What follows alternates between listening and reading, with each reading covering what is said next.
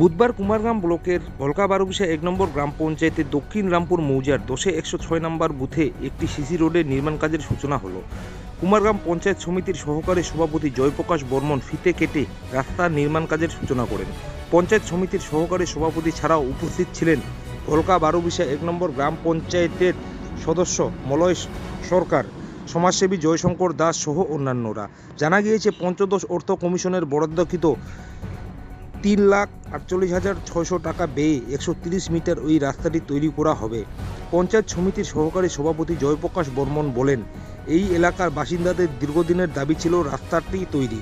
স্থানীয়দের দাবি মতো পঞ্চদশ অর্থ কমিশনের বরাদ্দকৃত ৩,৪৮,৬০০ টাকা ব্যয়ে কুমারগ্রাম পঞ্চায়েত সমিতির ১৩০ মিটার ওই রাস্তাটি তৈরি করা হবে। নমস্কার, আজকে আমরা আছি দক্ষিণ রামপুর মৌজার ১০-১০৬ নম্বর বুথে। আজকে ১০-১০৬ নম্বর বুথে একটি সিসি রোডের শুভ উদ্বোধন হলো।